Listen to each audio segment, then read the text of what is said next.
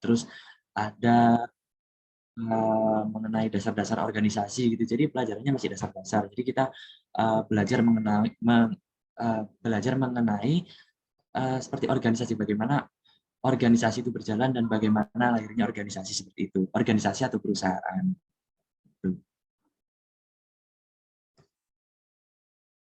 Nah, kebanyakan seperti itu sih kalau di administrasi bisnis. Nah, Kak Sasin juga mau masuk nih di administrasi bisnis, mau di universitas mana Kak Sasin?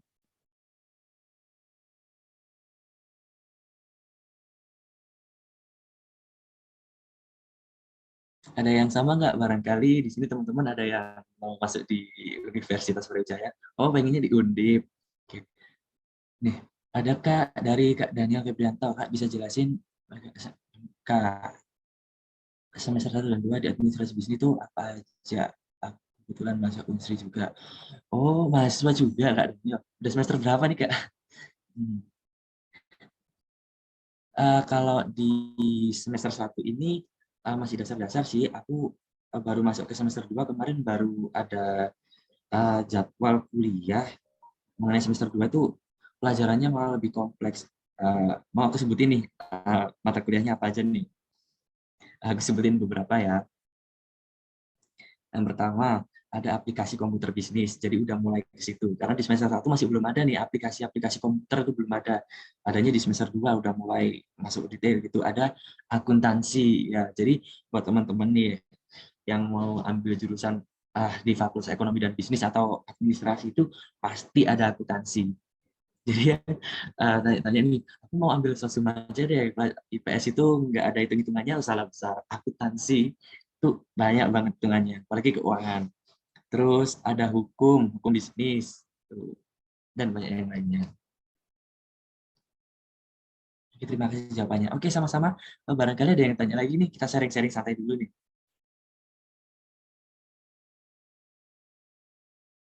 Oke, sama-sama. Mungkin Kak Aca tadi ada yang mau ditanyakan nih.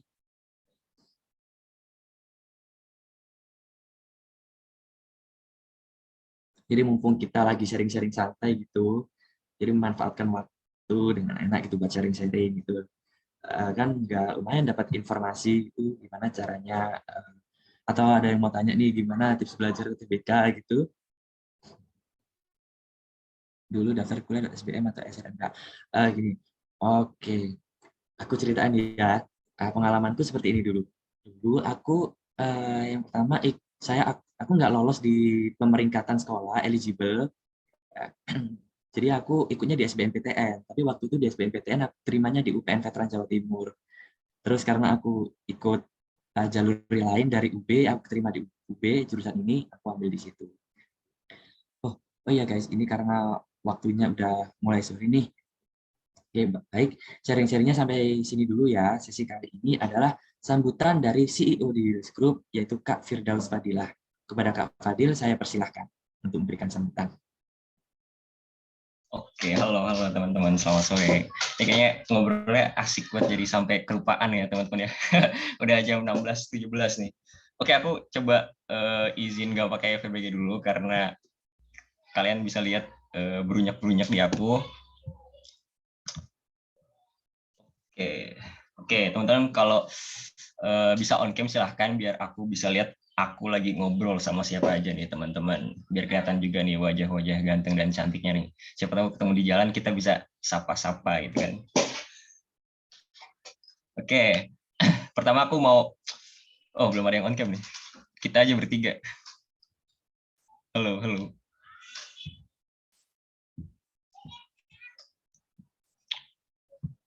Oke, kalau nggak bisa nggak apa-apa ya. Cuman kalau teman-teman bisa on cam, lebih bagus on cam. Gitu. Nah, pertama aku mau berterima kasih buat teman-teman. Selamat datang, udah hadir di webinar di Deals Group. Ya, temanya kreativitas dan produktivitas gitu. BTW ini kan judulnya ada teenager-nya gitu ya. Ini teman-teman teenager semua atau gimana? Teenager semua lah ya. Ada yang di atas 25 mungkin teman-teman. Oke, jadi teman-teman late teenager Kak. Waduh, itu kategori apa tuh late teenager? Umur berapa itu?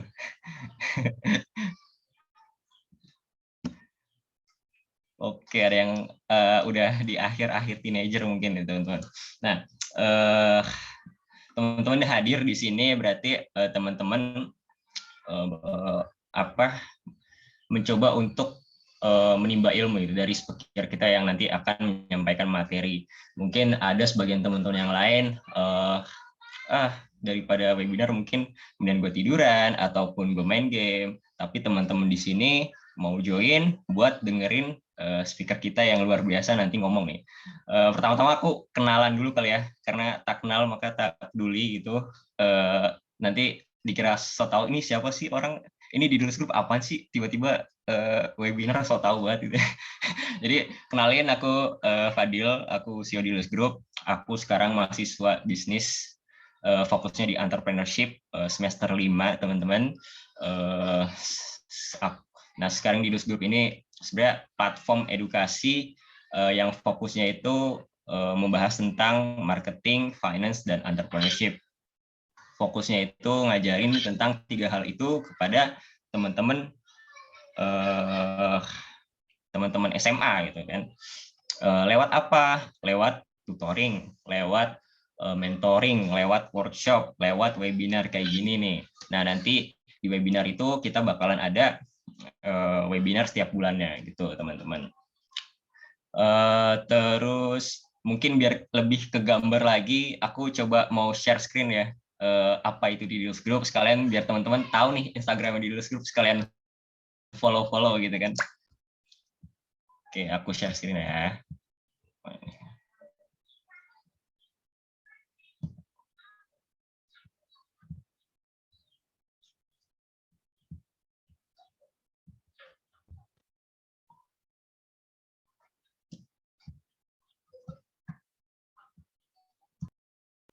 Udah kelihatan ya teman-teman ya?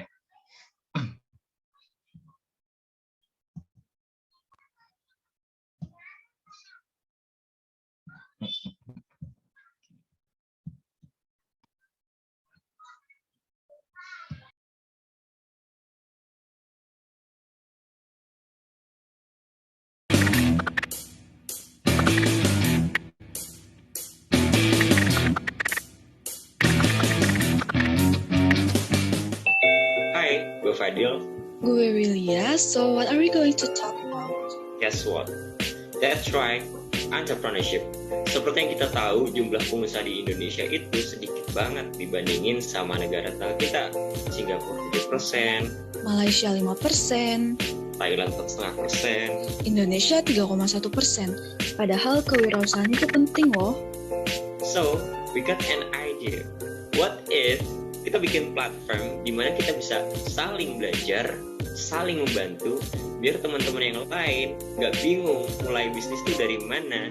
Bener banget. Kadang kan kita juga mau bangun bisnis itu bingung ya. Mulainya dari mana, startnya dari mana ya. Apalagi dengerin kata-kata orang.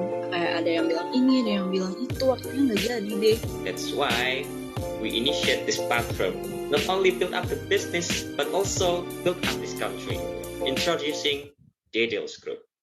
Join our community, expand your experiences, stay foolish, stay hungry, and always remember, we will back.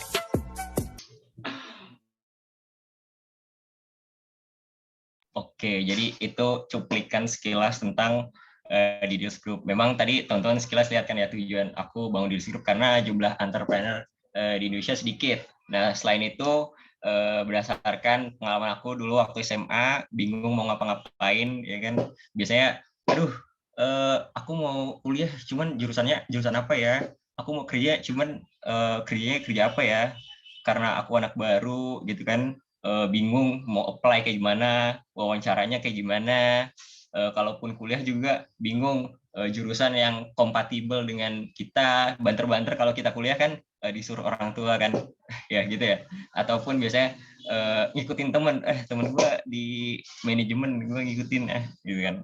Nah makanya aku coba mau ngenalin entrepreneurship pada teman-teman nih, ngenalin marketing, ngenalin finance, biar teman-teman gak kayak aku dulu yang masih bingung mau ngapa-ngapain gitu. Seenggaknya teman-teman kenal dunia entrepreneurship sejak dini, kira-kira gitu.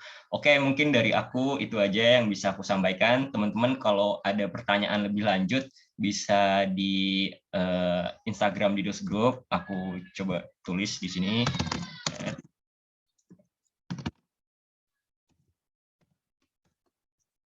Nah, teman-teman boleh DM. Sorry, salah.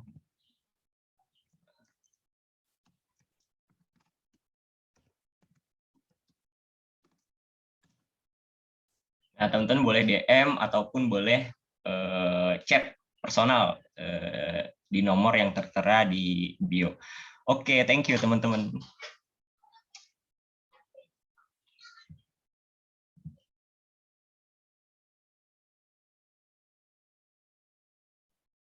Oke, terima kasih kepada Kak Fadil atas sambutan yang telah disampaikan. Oke, sesi berikutnya adalah sesi yang kita tunggu-tunggu nih, yaitu sesi penyampaian materi webinar hari ini oleh Kak Zenita Amrita Rosada. Untuk teman-teman peserta webinar diharapkan untuk on kamera dan off mikrofonnya ya. Baik, kepada Kak Zenita, saya persilahkan untuk memberikan materinya. Halo semuanya. Halo, Yosi ini sebagai moderatornya. Oke, halo guys, salam kenal. Assalamualaikum warahmatullahi wabarakatuh. Well, it's an honor for me to join this webinar as a speaker.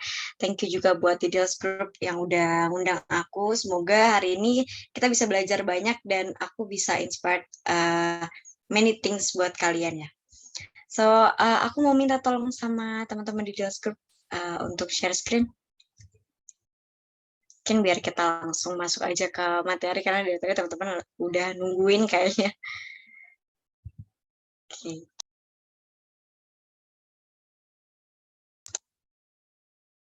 Oke, so this is my presentation. Nanti kalau kita ada tanya jawab mungkin di akhir kali ya teman-teman. Dan sebelum aku perkenalkan diri, aku mau present dulu ke kalian. This is my presentation. Dan aku ambil title-nya yaitu Why You Have to Living Your Life. Nanti sambil kita berjalan, kita akan bahas kenapa kalian harus living your life gitu. Terus aku pengen minta tolong juga nih sama teman-teman semua buat biar kita interaktif ya. Jadi kalau misalkan nanti ada aku tanya, mungkin teman-teman bisa bantu chat di chat box atau boleh jawab dengan on mic juga. Bebas aja, yang penting interaktif biar nggak kayak denger podcast gitu. Oke, next.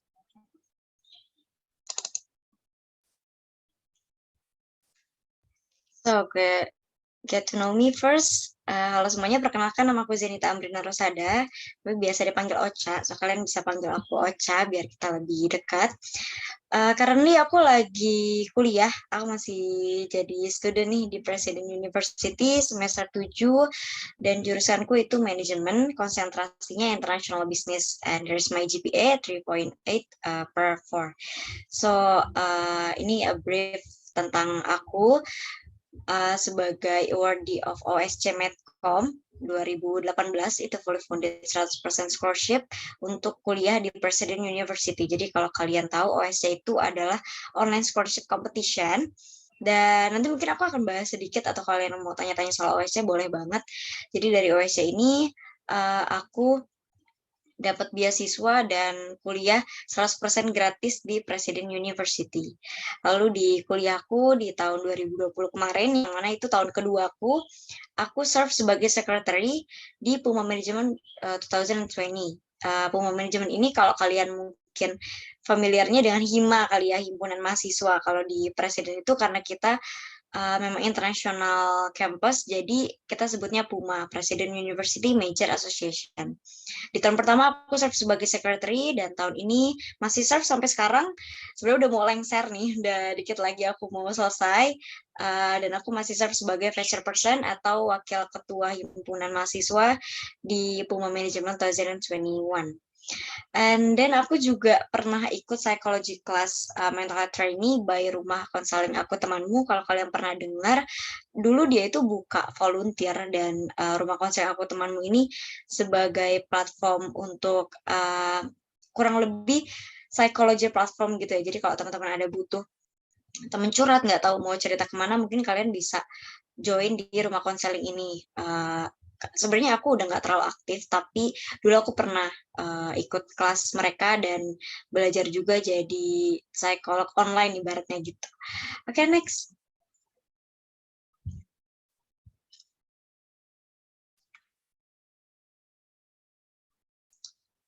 Halo guys, mungkin bisa di next. Nah, oke, this is my brief achievement sama activity aku. Sebenarnya aku nggak masukin semua, mungkin ini yang apa ya yang bikin aku proud sama diri aku sendiri aja achievement-nya, karena menurut aku achievement itu ketika kalian berusaha, even kalian dapat atau enggak, sukses atau enggak, itu udah achievement buat aku, menurut aku ya, karena kan mungkin setiap orang itu beda-beda, tapi aku menganggap achievement itu kalau kita berusaha, walaupun kita nggak sukses sampai puncak, tapi kita udah berusaha, that's achievement for me. Dan yang pertama di tahun 2000, mungkin yang my biggest achievement itu yang 2018 tadi, aku dapat beasiswa dari OSC buat kuliah di Presiden. Dan yang kedua di tahun 2019 ini aku serve sebagai duta OSC. Aku dinobatkan sebagai duta OSC oleh medcom.id di tahun 2019, dan itu kerja kita pasti ada tugasnya, ada sosialisasi ke sekolah-sekolah mengenai OSC, bikin artikel dan semacamnya gitu. Lalu yang kedua di tahun 2021 ini, alhamdulillah dinobatkan lagi sebagai duta OSC juga dari medcom.id. Kalau kalian nggak pernah dengar medcom, jadi medcom itu media communication ya teman-teman, itu dari media group. Gampangnya dari Metro TV gitu. Nanti mungkin aku cerita lebih lanjut lagi soal medcom ini. Dan yang terakhir di sini, di tahun 2021 sebagai semifinalis Petrolida Business Case Competition dari ITS, kampus ITS. Jadi ini yang tadi aku bilang, achievement itu nggak selalu sampai on top, nggak selalu sampai sukses. Tapi ketika aku udah berusaha, try my best, gitu, itu udah achievement buat aku. Itu udah jadi kebanggaan ketika aku udah, at least aku udah berani untuk mulai gitu. Nah di Petrolida ini, jadi waktu itu ada business case competition, dan aku sama beberapa timku, teman-temanku 3 orang kurang lebih, kita ikut ini dan kita lolos sampai semifinal. Walaupun kita nggak jadi pemenangnya, tapi at least aku sudah berusaha dan itu achievement buat aku. So this is my currently activities. Pertama, aku saat ini yang pasti aku masih kuliah di semester 7 dan sambil kerja, sebenarnya jabatannya mungkin masih internship di GoMed Agency sebagai Human Research and Operation. Seperti kalian tahu, Human Research kerjaku yaitu ada interview, matching juga, terus rekap data juga, dan semacamnya. Lalu selain itu juga aku lagi freelance di PT ASDP. Kalau kalian tahu, PT ASDP itu perusahaan kapal feri Indonesia, dan ini biasanya kalau ada project aja akhir tahun atau 6 bulan sekali gitu. Dan aku juga sebagai vice person, seperti yang tadi aku bilang, dan juga sebagai duta beasiswa OSC di tahun 2021 ini. So, next kita langsung ke materi karena udah banyak cincong banget kayaknya mengenai aku nih. So, this is what we will discuss ya. Yang pertama ada self-development, sesuai yang tadi Kak Fadil udah sebutin juga temanya. Ada self-development, yang kedua yaitu experience, dan yang terakhir adalah time management. Kenapa aku bilang aku urutkan dari self-development dulu, baru experience, baru time management. Karena ketika kita bisa mengembangkan diri kita, self-development itu kan sebagai pengembangan diri kita gitu. Dengan kita bisa mengembangkan diri kita juga bisa nge-branding diri kita, maka nanti kita akan tahu step-nya untuk meniti pengalaman ataupun karir, itu kita akan tahu arahnya mau kemana nih. Kira-kira kita mau coba experience itu arahnya mau kemana, mau divisi apa, mau di bidang apa, as simple as that. Baru nanti setelahnya kita grow up dengan pengalaman yang ada atau yang kita punya, atau dengan kegiatan yang kita jalankan gitu. Misalnya kalian ikut experience di organisasi, atau kalian ikut experience di semacam volunteer atau internship, itu yang bisa bikin kalian grow up di experience yang kalian jalanin. Dan mungkin setelah kalian udah punya nih experience yang kalian jalanin ini, mungkin nanti bakal ada banyak kegiatan yang cukup padat juga, dan butuh time management yang baik untuk mengontrol semuanya supaya lancar dan stabil. So, gimana sih pertama untuk ngebangun self development itu, kira-kira kita butuh apa? Oke, next.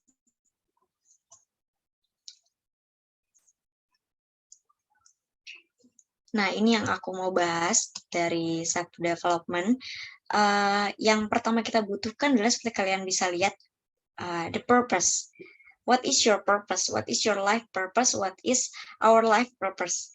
Jadi tujuan itu memang salah satu hal yang perlu dibentuk. Sebenarnya kalau kita ngomongin soal self development ini, aku lebih mengarah ke mimpi sih. Nanti aku bakal bahas soal ambisi dan mimpi, karena ketika kita punya tujuan, pasti kan kita nge-planning nih.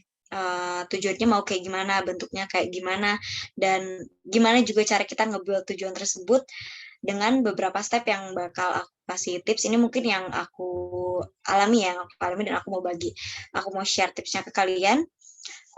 Yang pertama itu ada how and why. Kenapa kita harus punya tujuan?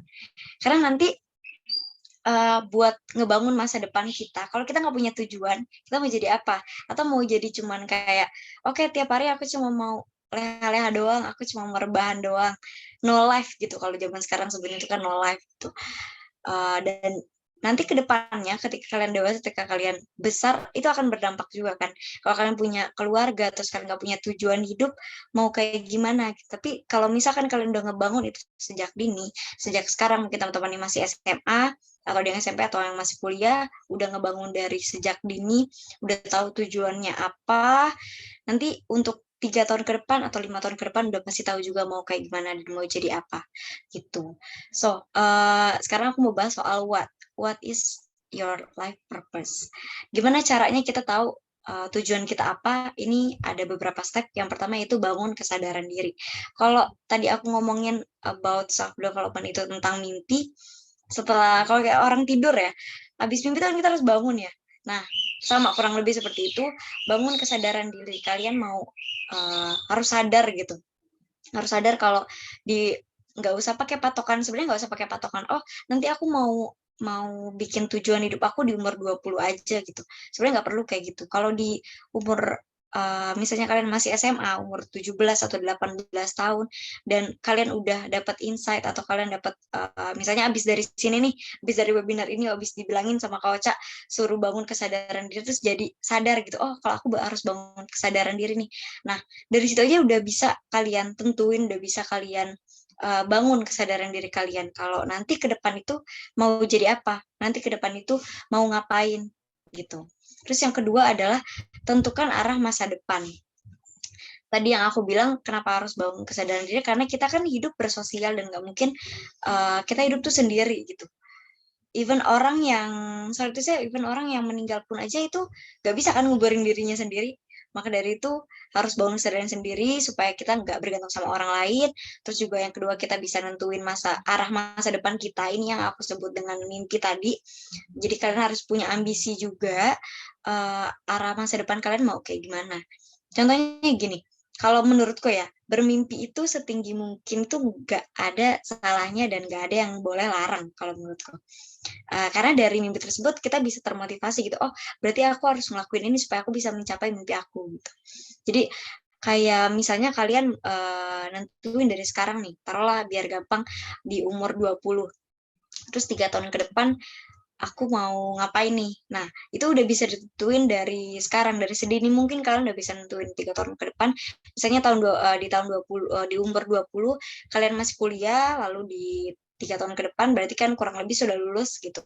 Terus kalau udah lulus mau ngapain? Mau kerja, atau kalian mau bangun bisnis, atau kalian mau bikin partnership dengan teman kalian. Jadi udah ditentuin gitu arahnya mau kemana gitu ya. Atau mungkin di 5 tahun ke depan gitu.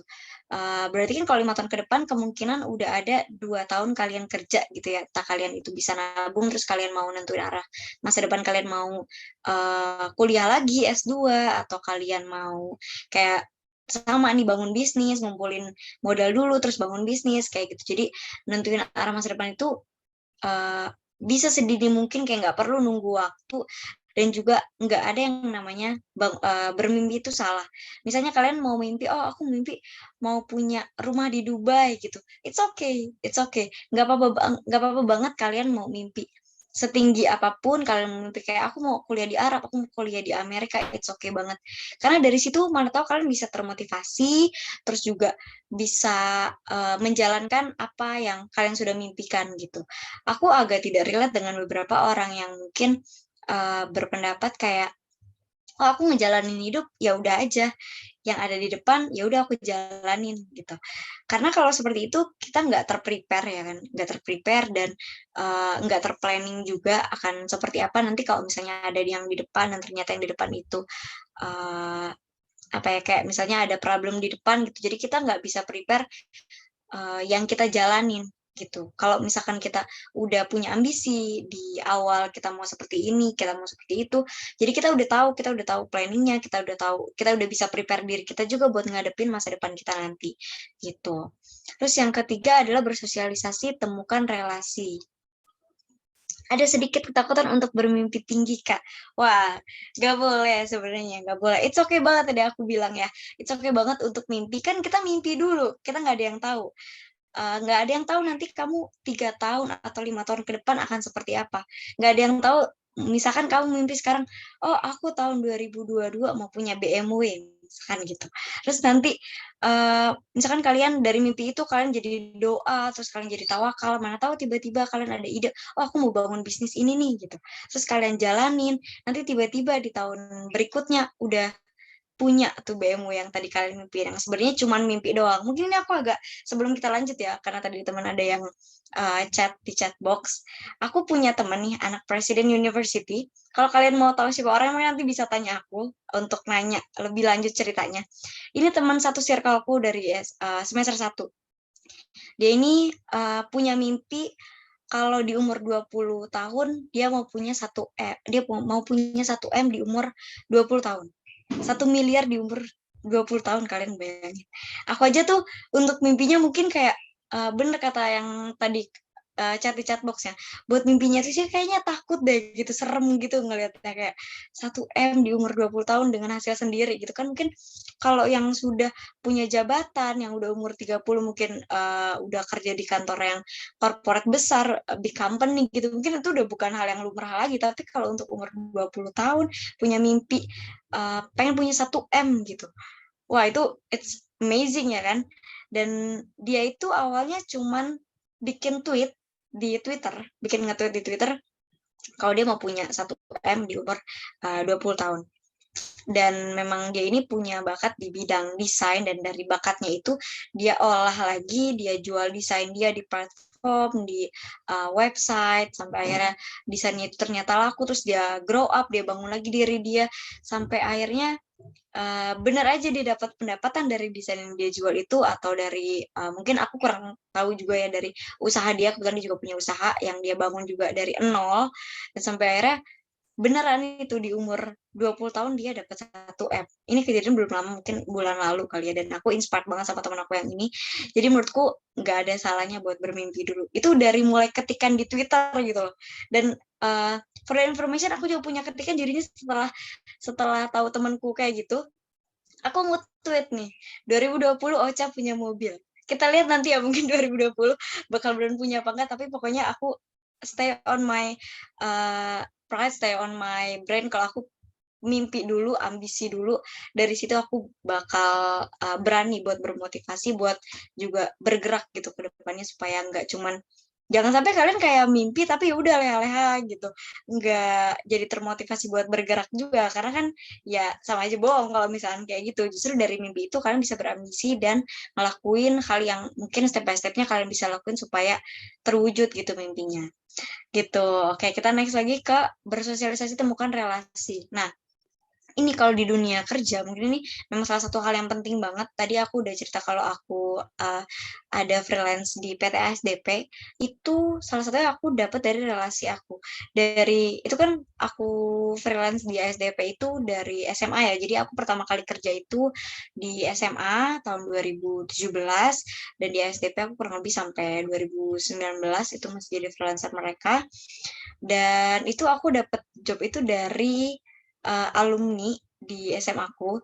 Jadi aku ikut organisasi di SMA aku nih. Lalu ada salah satu alumniku nawarin mau nggak gitu ikut freelance kita, dan kerjanya itu memang rekap data buku tahunan gitu. Jadi berhubungan dengan finance yang kebetulan juga karena aku masih SMA dan dulu aku SMA tuh IPA. Jadi mungkin kalau ngomongin soal kayak accounting gitu-gitu kurang familiar, tapi karena aku punya ambisi aku mau, dan menurutku itu lumayan banget ya dibanding aku cuman sekolah dan main doang. Jadi aku bisa manfaatin waktuku, ada juga buat manfaatin liburanku karena kan itu akhir tahun gitu ya. Jadi liburan akhir tahun aku freelance and make my money untuk pertama kalinya di SMA, dan itu aku temuinnya dari relasi di sekolah gitu. Jadi mungkin teman-teman yang masih SMA, kalau kalian ikut organisasi, terus kalian punya alumni atau kalian punya teman atau yang di kuliahan nih, biasanya bangun relasi itu penting banget, terutama salah satunya bisa dimulai dari kakak tingkat ya.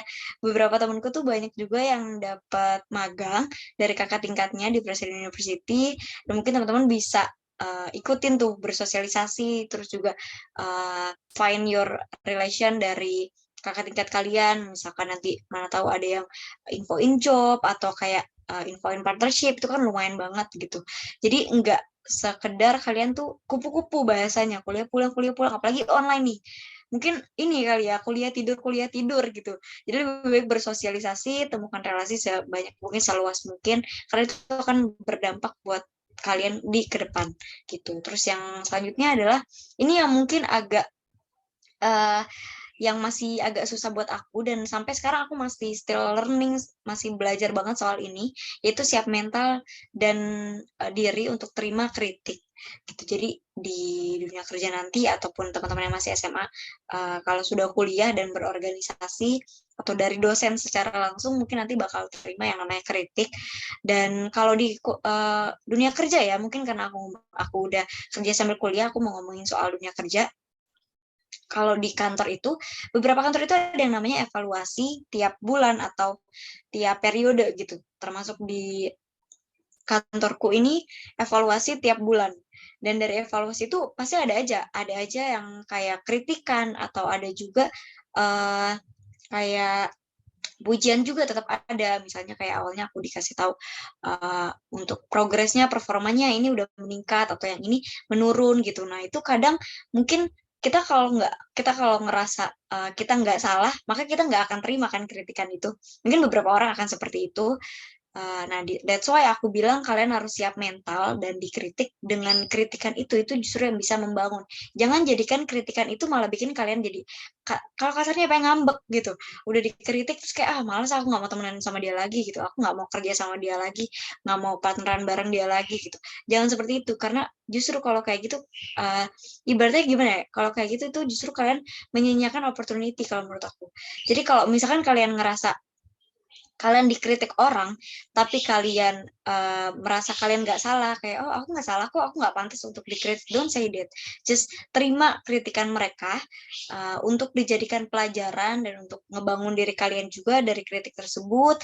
Dan nanti kalau memang kalian ngerasa kalian itu benar dan kalian nggak mau disalahkan, bisa kalian dengan cara bilang terima kasih gitu. Kan kalian dikritik nih sama teman kerja kalian di organisasi dulu deh, yang di sekolah atau di kampus gitu ya, kalian bisa bilang oke, thank you buat kritikannya, tapi menurut aku gini.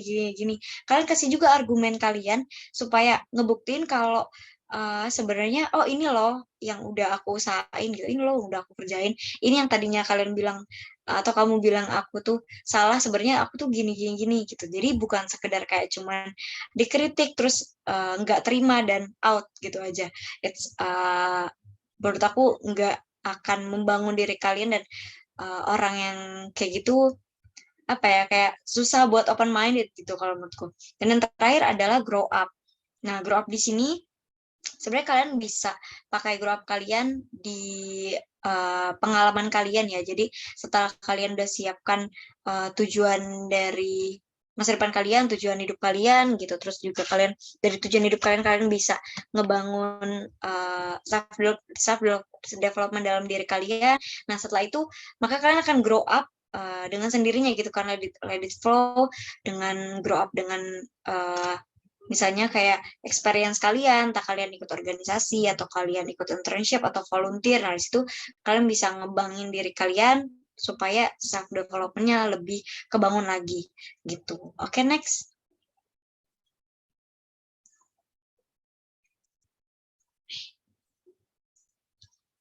So, ini kita ngomongin yang kedua, yaitu experience. Aku mau ngomongin soal how important experience. Mungkin ini aku sekalian cerita pengalamanku juga ya. Yang pertama itu di sebelah paling kiri, itu ada webinar. Aku sebagai fresher person, tugasku yaitu salah satunya sebagai advisor di Puma Management, di mana aku mengadvisor beberapa event gitu ya, atau beberapa Hima Manajemen. Dan yang kedua itu, dua di bawah kiri, itu aku berkesempatan sebagai moderator di webinar mental health.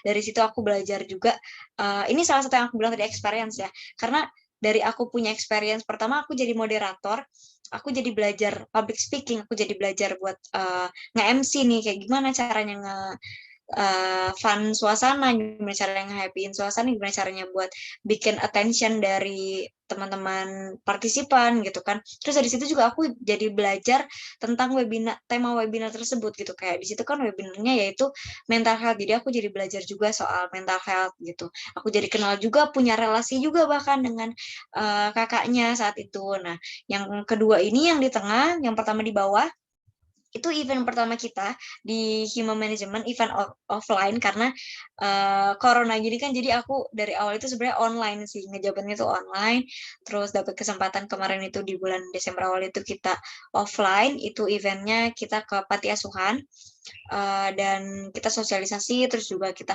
berbagi juga, kita juga bikin donasi sama teman-teman di Panti Asuhan dan juga teman-teman Hima. Dan ini adalah teman-teman Himaku.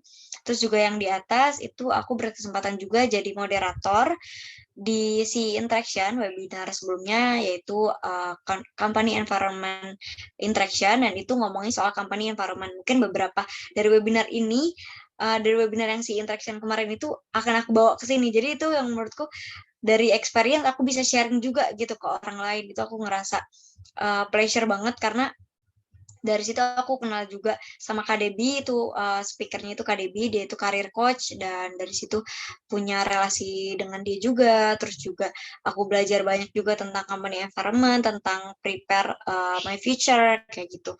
Nah, yang kedua, yang terakhir ini atas bawah ini mungkin my biggest achievement. Yang pertama itu tadi aku udah sebutin, aku sebagai awardee dari beasiswa OSC, dan yang di atas itu aku dinobatkan sebagai duta OSC.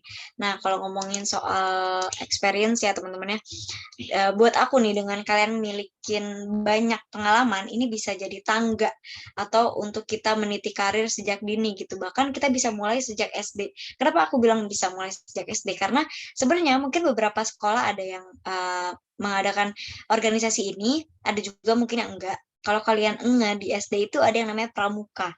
Itu kan organisasi ya teman-teman ya. Jadi dari SD itu kita udah diajarkan mengenai organisasi gitu. Kita udah ada yang namanya jajaran ketua, jajaran wakil. Kalau dulu aku jadi wakil gugus gitu di pramuka. Nah, dari situ aku sama ketuaku juga sama teman-temanku juga udah kayak nge-planning kita di aktivitas ini mau kayak gimana, di tim ini mau kayak gimana. Nah, dari situ kan sisi organisasinya udah kebentuk gitu bahkan dari SD. Maka aku bilang tadi kalau pengalaman itu bisa dibentuk sedini mungkin gitu ya.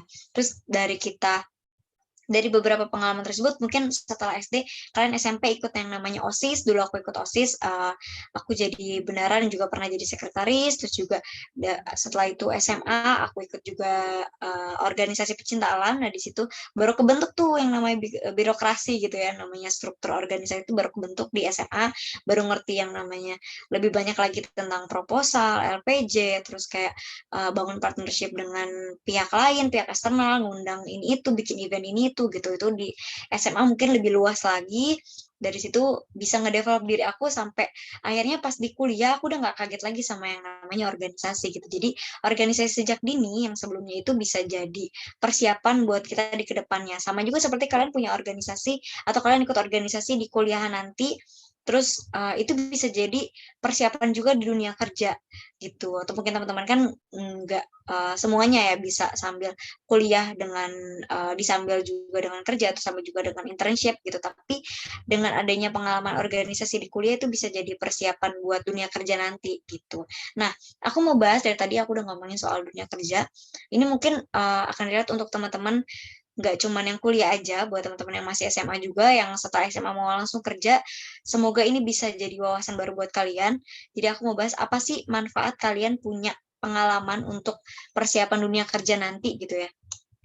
Yang pertama, aku nggak tulis di sini, jadi aku harap kalian bisa take a notes atau ingat-ingat atau nanti kalau mau tanya silahkan ditanyakan.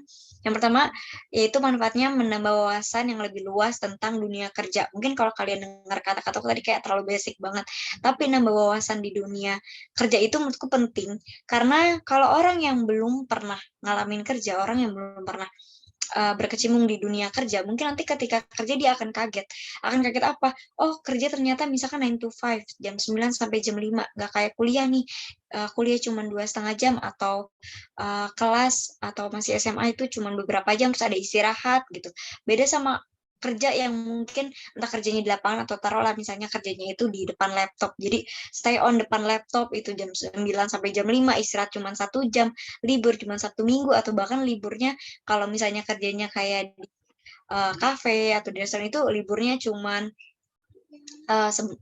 seminggu sekali dan itu kayak kadang weekend itu nggak dapat libur gitu karena aku dulu pernah juga nyobain jadi barista jadi aku tahu rasanya dan itu aku alhamdulillah nggak kaget di dunia kerja karena dari SMA aku udah kerja gitu jadi udah nggak kaget lagi apa yang perlu dilakuin to do listnya harus apa kayak jangan sampai kita tuh di dunia kerja tuh pas awal masuk nggak tahu mau ngapain terus cuman bergantung sama senior kita kayak kak aku ngapain kak aku perlu apa gitu sedangkan di dunia kerja itu perlu yang namanya kreativitas dan inisiatif itu penting banget dengan kalian inisiatif dengan kalian ngelakuin suatu hal atau kerjaan kalian dengan inisiatif terus juga kalian mungkin bisa bikin achievement baru di kantor kalian nanti di dunia kerja kalian nanti itu bisa nge-build branding diri kalian supaya nanti karirnya jadi lebih tinggi gitu. Jadi itu bisa ngebangun karir kalian juga gitu. Terus yang kedua yaitu kesempatan untuk mencari tahu passion dari karir dan impian. Nah ini mungkin yang relate sama aku juga. Jadi dengan kalian punya pengalaman, kalian jadi tahu nih passion kalian ke arah mana dan impian karir kalian tuh juga ke arah mana. Contohnya misalnya gini. Kalau aku pernah punya pengalaman di organisasiku sebagai human research atau sebagai public relation, kayak tadi aku jadi moderator atau jadi MC gitu, itu kan kerjanya itu lebih ke ngomong dan interaksi dengan orang. Dari situ jadi aku tahu, oh oke, kayaknya ini passion aku deh. Aku sempat engeh kayak gitu di saat aku beberapa kali jadi MC di organisasiku, aku jadi engeh, oh kayaknya aku emang passionnya nih lebih ke ngomong sama orang. Dan ketika aku kerja sekarang, maksudnya aku di Gomet Agency ini, aku sebagai human research dan kerja aku ngomong dengan orang kan kerjaku juga interview terus ada beberapa meeting juga yang memang kerjanya tuh lebih ke ngomong gitu dibanding cuman stay on laptop aja dan itu jadi aku tahu oh ini loh yang aku suka gitu ini loh yang aku kayaknya ini emang passionku kesini deh kayaknya untuk nanti ke depannya juga aku bakal ngelamar kerja juga di bidang ini aja gitu atau mungkin aku bisa nge-build lagi bisa nyari tahu lagi tapi untuk saat ini aku udah tahu oh aku passion di human research gitu. Terus yang ketiga ada kalian manfaatnya bisa jadi punya waktu yang lebih banyak buat mempersiapkan diri. Itu nyambung sama yang tadi sih ya nomor 1 tadi karena jadi kalian nggak akan kaget di dunia kerja gitu kalian udah persiapin nih waktu organisasi kan kalian kerjanya tim gitu bertim terus juga mungkin pengalaman volunteer kalian juga kerjanya tim gitu jadi kalian udah tahu udah punya persiapan udah bisa prepare kalau oh nanti aku bisa bagi-bagi tugas sama timku tuh seperti ini seperti itu kayak gitu jadi nggak cuman yang kayak sekedar ngikutin job desk aja tapi nggak ada inisiatif dan nggak ada kreativitasnya di dunia kerja kalian nanti gitu. Terus selanjutnya kalian juga jadi bisa terbiasa berpikir jauh ke depan. Kenapa aku bilang gini? Karena kalau di organisasiku kebetulan mungkin dari turun temurun itu aku diajarkan sama yang namanya helicopter view. Jadi kalau kalian nggak pernah dengar helicopter view itu Ibaratnya kayak kalian looking ahead gitu ya. Kalian punya pandangan helikopter. Kenapa helikopter? Karena helikopter tuh kan di atas gitu. Jadi kalian bisa melihat sekitarnya gitu maksudnya.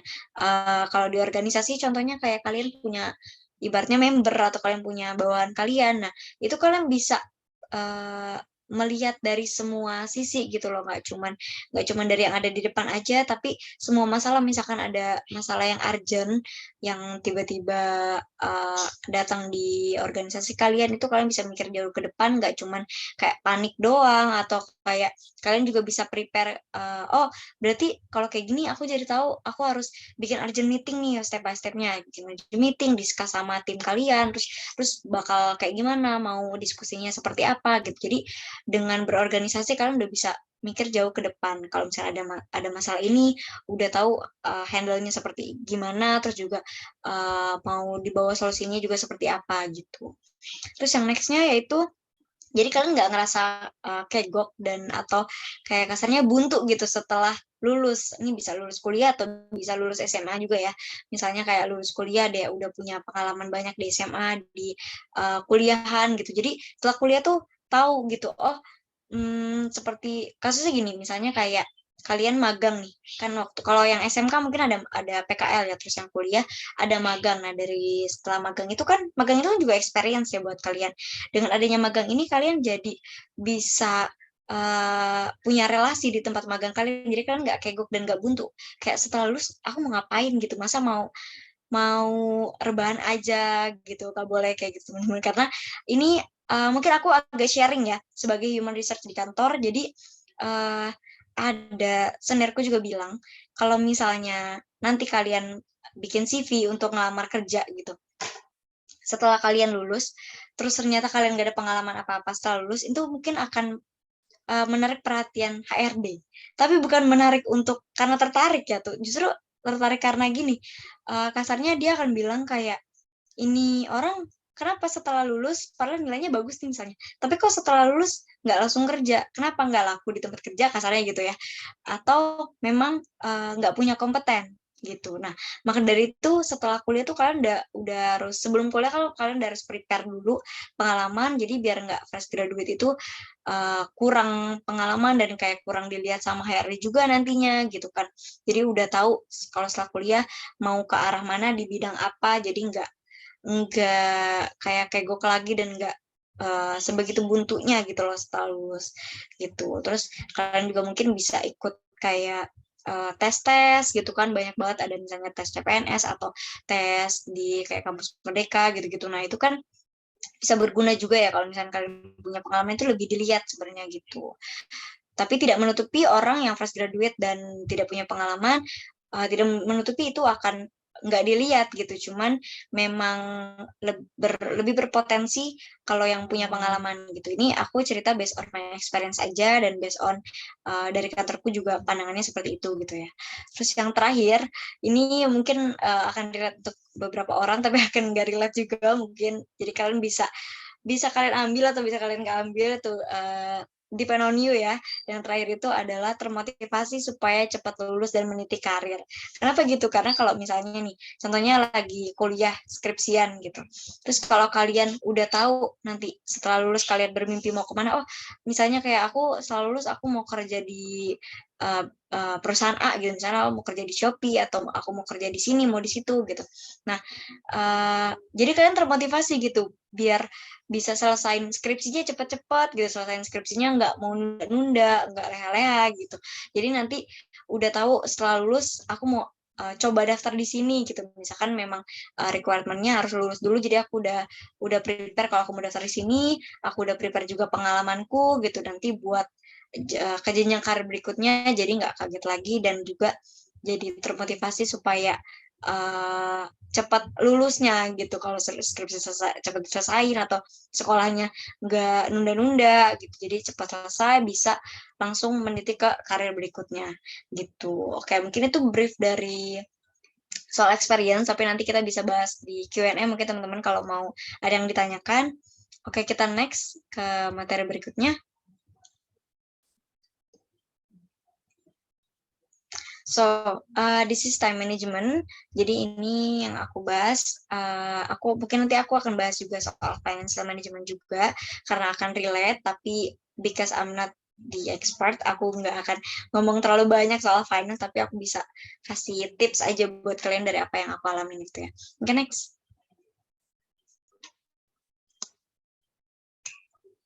Nah, this is the key. Kata kunci dari manajemen waktu atau time management, yaitu disiplin dan penyederhanaan penyelesaian kewajiban, tugas, dan pekerjaan. Bentuknya apapun itu, bisa tugas kuliah, tugas sekolah, tugas kerja, ataupun tugas internship, atau kayak kalian punya tugas di organisasi gitu ya. Kata kunci manajemen waktu adalah sebagai berikut. Nah, aku punya 4 tips. Sebenarnya ini disebut time management matrix. Jadi ada 4 tips ini yang bisa kalian pakai. Kalau dilihat-lihat dari kata-kata di sini mungkin kelihatannya kayak terlalu basic gitu, tapi ketika dilakukan itu nggak semudah itu ternyata. Kadang kita juga bingung nih memilih yang mana dulu perlu dikerjain, mana dulu yang perlu di manage gitu kan. Sedangkan kayak tadi aku bilang, kalau bisa ngedevelop diri kalian, terus kalian punya experience atau kalian punya activity yang banyak gitu, kayak misalnya kayak sekarang nih aku lagi ngerasa 24 jam per hari tuh mungkin kayak gak cukup gitu saking banyaknya activity gitu. Tapi dengan aku mengatur waktuku sebaik dan sebisa mungkin, maka dari itu semua pekerjaannya bisa stabil dan tetap lancar dijalanin gitu. Makanya time management itu benar-benar penting. Gak bisa kayak kalian cuman ngandelin, oh yang ada di depan aku mau kerjain, yang ada di belakangan nanti aja. Sebenarnya not simple as that gitu, tapi ada beberapa tips yang mungkin aku bisa bagi. Yang pertama itu, ini dalam kategori penting dan mendesak. Yang perlu dilakukan adalah lakukan sekarang. Kenapa? Karena mungkin contohnya buat teman-teman yang masih kuliah ataupun masih sekolah, pasti sering dapat tugas segunung gitu ya, dapat tugas banyak banget gitu. Nah, ini time management matrix ini yang nomor satunya yaitu yang penting dan mendesak. Mungkin kalian bisa pakai atau bisa kalian melakukan job desk kalian atau tugas kalian dulu dari yang paling penting, paling mendesak gitu. Kenapa mendesak? Maksudnya ini deadline gitu ya. Misalkan kalian punya tugas, terus deadline-nya itu tinggal lusa gitu. Nah, itu mungkin bisa dikerjakan lebih dulu dibanding yang lain. Kadang ada yang gini. Dulu aku pernah pakai ini sebelum aku tahu ada yang namanya time management matrix ini. Jadi aku pernah pakai ada misalnya ada tugas, terus tugasku itu deadline, ada 2 tugas, deadline-nya itu ada yang misalnya ya tanggal 27 sama tanggal 30. Tapi tanggal 30 ini tugasnya tuh lebih mudah gitu. Sedangkan yang tanggal 27 ini kayak susah. Terus aku jadi ngerasa, aduh banget ngerjain tanggal 27 nih, aku mendingan ngerjain tugas yang tanggal 30 dulu gitu. Nah, aku sadar sekarang kalau itu salah, karena kalau tanggal 30 kan kita masih punya waktu ya teman-teman ya. Tapi bukan berarti kalian harus mengulur waktu ya. Being a deadline person itu is never been best, nggak pernah jadi bener gitu loh. Jadi tapi nggak selalu salah kalau memang kepepet ya, jujur aja, karena kadang kita juga sebagai student juga mungkin banyak kegiatan atau kalian perlu hiburan atau mau pergi kemana gitu kan. Jadi kadang ditunda dulu, tapi jangan sampai memberatkan atau jadi workload gitu loh. Jangan sampai jadi beban juga gitu, karena dengan kamu kebiasaan seperti itu, kedepannya pasti akan selalu kayak gitu untuk kerja nanti. Kayak nanti dulu kerjanya ngerjain yang ini dulu atau leha-leha dulu kayak gitu. Itu nggak akan sehat buat diri kalian juga. Gitu. Makanya kalau kalian punya deadline yang penting dan mendesak, didahulukan dan lakukan sekarang. Do it now, nggak pakai kayak entar-entaran gitu. Atau kalau misalnya kalian nggak bisa langsung selesain, at least kalian cicil ibaratnya gitu ya. Terus yang kedua adalah tidak penting dan mendesak. Itu bisa didelegasikan atau ditunda dulu. Contohnya ini misalnya kalian di tempat kerja atau kalian di organisasi kalian ada yang namanya tuh cek email secara berkala. Biasanya kalau di dunia kerja atau di organisasi tuh ada kayak gitu, cek email secara berkala. Atau juga kayak misalnya bikin meeting yang udah dijadwalkan sebelumnya. Nah itu kan karena udah dijadwalkan berarti kan gimana ya, meeting itu penting. Berarti kan kalau misalnya kita di meeting dengan seorang itu kan penting. Tapi karena udah dijadwalkan berarti bisa kita pass dulu gitu, bisa kita tunda dulu gitu. Mungkin dilakuinnya nanti, atau kayak cek email yang tadi aku bilang itu bisa di saat senggang gitu. Jadi nggak perlu dilakuin saat itu juga gitu loh. Lebih dahulukan mana yang mendesak dan mana yang lebih penting gitu. Terus yang ketiga, yaitu penting dan tidak mendesak. Dan ini yang bisa dilakukan adalah atur jadwal. Contohnya misalnya nih, ini yang agak ringan aja. Misalnya kalian ada networking atau kalian ada olahraga, personal growth, atau long term planning. Nah, long term planning ini kayak tadi contohnya, misalnya kalian udah ngeplan nih, yang tadi aku bilang kalian ngeplan masa depan kalian mau seperti apa, itu bisa diatur juga masuk jadwalnya nih, kayak 3 tahun ke depan kalian mau ngapain, mau jadi apa, itu kan maksudnya masuk ke mengatur jadwal buat planning kalian di masa depan gitu ya. Nah, kalau olahraga ini juga kayak misalnya kalian mau olahraga setiap hari Minggu, Sunday morning gitu kan, kalian olahraga atau kalian jogging atau yoga dan semacamnya gitu, itu bisa diatur karena memang itu tidak mendesak, tapi bisa jadi penting tergantung dari diri kita masing-masing gitu. Terus yang terakhir ini tidak penting dan tidak mendesak. That's why jangan dilakukan. Tapi aku agak mungkin aku agak sedikit belok nih sama yang keempat ini, karena lagi-lagi aku ini sebagai student juga yang sama kayak kalian, mungkin kita akan relate. Aku juga akan ngertiin kalian juga sebagai pelajar nih ya. Biasanya kalau yang nggak penting dan nggak mendesak dan jangan dilakukan itu maksudnya kayak main game, nongkrong yang nggak ada tujuannya gitu. Aku nggak bilang itu jangan dilakukan, nggak juga, karena aku masih tetap kayak gitu. That's why tadi judul dari presentasiku adalah why you have living your life. Jadi dari kalian punya pengalaman, kalian punya experience, kalian punya activity yang banyak gitu, punya kerjaan yang banyak, nggak menutup kalian harus benar-benar udah aku fokus sama karirku aja, aku cuma fokus sama experience aja, dan aku mau fokus ke sini, dan kayak yang udahlah nggak mau hiburan-hiburan gitu, nggak mau nongkrong-nongkrong yang nggak berguna gitu. Sebenarnya boleh kayak gitu, tergantung dari orang masing-masing, tapi ada waktunya kalian butuh juga untuk apa, bersosialisasi, balik lagi kayak yang tadi, untuk bersosialisasi. Misalnya bisa juga buat kalian jadi hiburan juga. Kadang dari activity kita yang banyak itu jadi workload atau jadi kayak beban atau kayak capek banget rasanya nih seharian udah kalau aku ya kayak seharian udah kerja atau seharian aku ngurusin ada kuliah juga terus pulang ada kerja juga terus pulang kerja aku ngerjain tugas, habis itu aku ada meeting organisasi biasanya kayak gitu. Nah, malam-malamnya terus mungkin sebelum tidur sekedar hiburan aja tuh aku suka scrolling TikTok tuh, mungkin teman-teman pada relate nih kali ya, untuk scrolling TikTok tuh bisa jadi pengganti dari main game, karena kalau aku nggak main game, jadi dari situ aja tuh udah bisa yang bikin agak refreshing gitulah.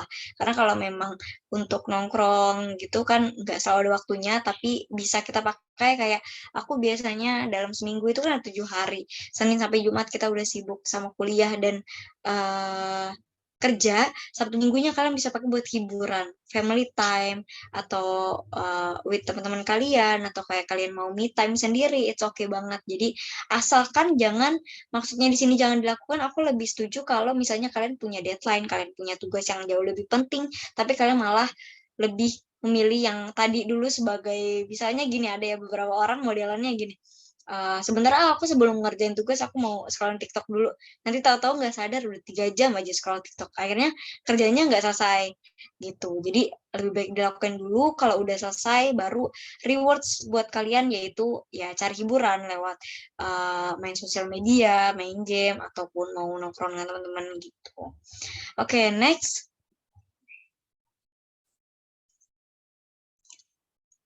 Nah, itu dia tadi persoalan time management.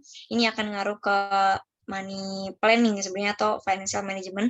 Lagi-lagi aku berikan dulu, aku bukan financial expert ya, tapi aku mau coba kasih gambaran untuk kalian, mungkin yang sekarang lagi bingung mau saving money kayak gimana, biar nggak asal kayak, mungkin zaman sekarang kan lagi ngetren banget ya namanya trading, atau kayak kalian investasi gitu-gitu. Nah, mungkin biar nggak salah cara nabungnya, aku ada metode budgeting namanya 50-30-20 gitu. Nah, ini aku pakai ini dari sejak aku SMA, tapi bedanya waktu SMA itu aku balik. SMA itu aku pakainya 20-30-50. Kenapa? Karena metode budgeting ini memang lebih cocok untuk kalian punya tanggungan. Misalnya kalian udah kerja atau kayak kalian kuliah, kayak saat ini aku alhamdulillah sudah financial independent, jadi aku udah punya tanggungan diri sendiri, untuk aku udah harus kayak make my own money, dan untuk kehidupanku sendiri ya aku yang mengatur dan aku yang ngasih uangnya sendiri gitu. Aku udah nggak sama orang tua lagi, maka itu aku pakai metode ini 50-30-20. Kalau dulu waktu SMA kan masih dapat jajan ya ibaratnya dari orang tua gitu. Jadi aku lebih ke 20-30-50. Ini pertama aku bahas dulu nih yang 50-30-20 ini. 50-nya adalah needs atau kebutuhan kalian. Jadi 50% itu kebutuhan, misalnya contohnya kayak kalian anak kos terus kalian pasti beli makan, atau kayak kalian perlu beli baju kayak baju seragam dari sekolah, atau yang perlu kayak misalnya dari organisasi gitu, itu kan salah satu kebutuhan juga. Nah, itu 50% ditotalkan ke sana. Misalkan kalian punya gaji dari kalian freelance atau kalian internship atau sekedar dari orang tua, kalian bisa planning juga, taruhlah misalnya 2 juta ya biar gampang. 50%-nya kan berarti 1 juta itu untuk kebutuhan kalian. Nah, sisanya itu adalah 1 juta nih. Sisanya itu 400 berarti kan 30 dengan 20% gitu. 30%-nya untuk keinginan. Kenapa lebih besar dari savings? Karena ya kita nggak ada yang tahu ke depan, mungkin keinginan kalian entah itu bisa kalian jadikan reward setelah kalian berusaha ngelakuin hal yang mungkin agak effort gitu, misalnya habis ujian gitu terus kalian kayak aku mau refreshing nih gitu, mau kemana, itu boleh banget dari wants-nya ini 30%. Nah, savings-nya tetap ada 20%. Atau kalau kalian mau split 30% dengan 20% itu boleh banget. Tapi ini mungkin yang lebih relate dan yang paling banyak orang pakai yaitu 50-30-20. Nah, waktu SMA itu aku 20-30-50. Jadi terbalik nih. Aku 20%-nya itu justru di wants, terus 30%-nya itu needs, saving-nya itu 50%. Saving-nya itu jadi lebih banyak. Kenapa? Karena aku nggak menghasilkan uangku sendiri, jadi aku lebih ke banyakin buat nabung, dan saat itu juga memang mungkin kebutuhannya belum sebanyak sekarang kan ya, dan juga keinginannya juga karena masih sekolah gitu, jadi belum banyak banget, nggak kayak sekarang. Mungkin kalau teman-teman punya keinginan di sini, contohnya tuh kayak misalkan yang cewek-cewek nih pada mau beli make up gitu, atau kalau skincare kan bisa masuk ke kebutuhan, bisa juga keinginan. Kalau misalkan kalian mau ganti-ganti ke skincare doang, itu namanya keinginan ya. Jadi itu yang mungkin bisa ditahan-tahan nih. Nah, mungkin ini bisa jadi salah satu metode.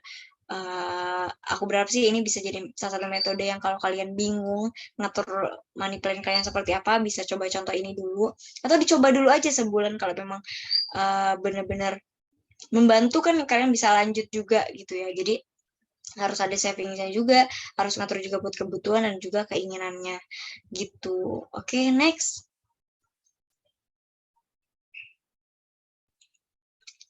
So, mungkin itu dari aku, sedikit journey dari aku juga. Semoga nanti kita setelah ini bisa ketemu di another journey. Dan kalau misalkan kalian mau nanya, setelah ini juga ada sesi Q&A, dan kalian bisa kontak aku di LinkedIn aku ya, di Zenita Amrina Rosada, sama di IG aku @ocamrn. Nah, ini terakhir aku mau kasih quotes yang selalu aku tanamkan di diri aku dan aku masukin di LinkedIn aku, yaitu don't stop when you tired, but stop when you're done. Jadi jangan kalian itu berhenti ketika kalian capek. Kayak misalkan kalian bikin event terus habis itu kalian ngerasa ini nggak worth it, ini capek, cuman capek kerja sendiri, atau kayak teman-temannya tuh susah dihubungnya terus jadinya lama-lama capek sendiri.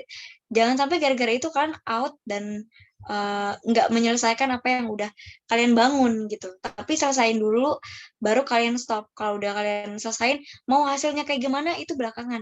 Yang penting ada usahanya, ada tawakalnya juga. Nanti aku percaya banget yang namanya usaha itu tidak akan pernah mengkhianati hasil. So that's why don't stop when you're tired, but stop when you're done. So that's all from me.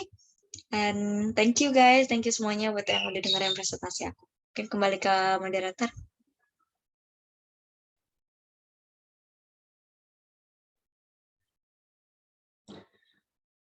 Oke, baiklah. Sesi penyajian materi dari Kak Zen itu telah berakhir. Gimana?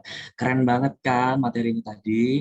Benar-benar bisa membantu kita untuk menambah wawasan kita tadi kan. Nah, ada 3 poin. Jadi kesimpulannya ada 3 poin nih buat kalian untuk menjalankan, apalagi menempuh pendidikan yang lebih tinggi lagi. Yang pertama ada self development, yang kedua ada experience, dan yang ketiga ada time management. Jadi biasanya nih teman-teman yang udah ikut organisasi atau apa nih lawannya ini yang paling susah time management nih. Jadi untuk mengatur itu juga kalian harus tahu tuh skala prioritas di mana yang paling penting kalian kerjakan dulu, di mana yang nggak seberapa penting kalian bisa tunda atau diisi waktu luang gitu buat kerjakan seperti itu. Dan gak hanya time management, apalagi di dunia mahasiswa nih yang mau kuliah, apalagi juga buat aku nih, apa mengatur keuangan. Nah, itu yang paling penting.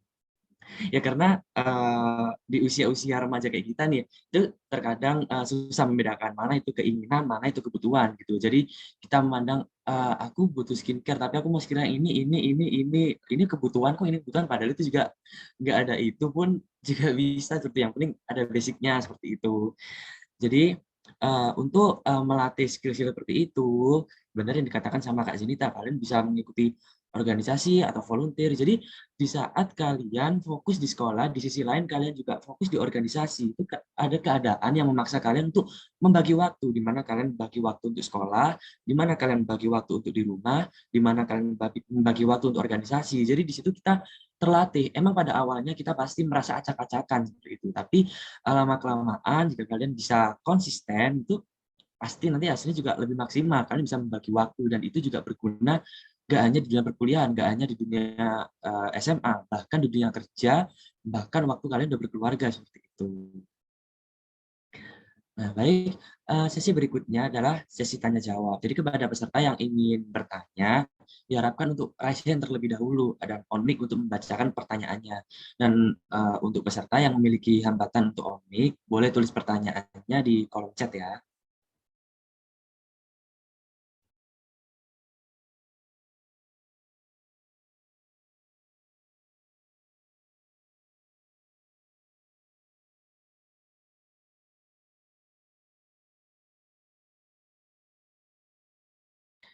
Oke, baik. Ini ada Kak Nanda yang raise hand.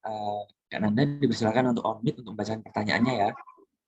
Ya, terima kasih sudah dipersilakan untuk bertanya. Kak Zenita, selamat sore. Aku mau nanya, sore kedengeran kan ya? Kedengeran kok. Kedengeran, Kak? Jadi gini Kak, bagaimana caranya untuk melewati batas diri yang kita sendiri gitu, yang kita sendiri yang ngebatasin gitu Kak.